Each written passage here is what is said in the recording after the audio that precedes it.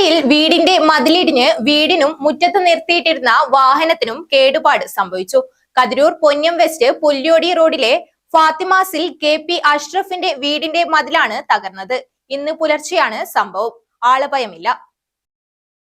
വെള്ളിയാഴ്ച രാവിലെ 5:30ഓടെയാണ് ശക്തമായ മഴയെ തുടർന്ന് മതിൽ തകർന്നു വീണത്.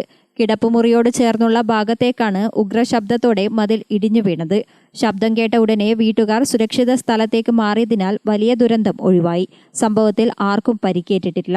സ്ഥലത്ത് കതിരൂർ പോലീസും നാട്ടുകാരുമെത്തി രക്ഷാപ്രവർത്തനം നടത്തി. ശക്തമായ മഴയിൽ വെള്ളം കുത്തി ഒഴുകിയതിനെ തുടർന്നാണ് മതിൽ തകർന്നു വീണതെന്ന് വീട്ടുടമ KP അഷ്റഫ് പറഞ്ഞു. സംഭവം വീട്ടിന് മുന്നിലുണ്ടായിരുന്ന എൻ്റെ വീട്ടിൻ്റെ മുന്നിൽ നല്ല ബലവത്തായ ഒരു മതിലുണ്ട്. ഏകദേശം ഒരു 15 മീറ്റർ നീളമുള്ള മതിലാണ്. ഈ പ്രാവശ്യം കാലവർഷം തുടങ്ങിയതിന് ശേഷം മുകളിൽ നിന്ന് ഉയരത്തിൽ നിന്ന് വന്ന വെള്ളം പറമ്പിലൂട്ട് വരികയും വെള്ളത്തിൻ്റെ മർദ്ദം മൂലം മതിൽ വീഴുകയും ചെയ്തു. വീണ മതിൽ നിർമ്മാണത്തിലിരിക്കുന്ന എൻ്റെ സഹോദരി ഔസ്യായയുടെ വീട് ഭാഗികമായി തകർന്നു.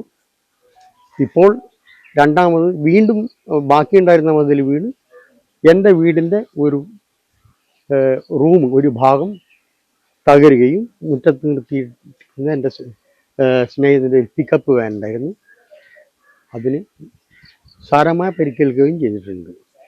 മഴ തുടരുന്ന സാഹചര്യത്തിൽ അപകട ഭീഷണിയുള്ള പ്രദേശങ്ങളിൽ ജാഗ്രത പാലിക്കണമെന്ന് അധികൃതർ മുന്നറിയിപ്പ് നൽകിയിട്ടുണ്ട്. ഗ്രാമിക ന്യൂസ്, തലശ്ശേരി.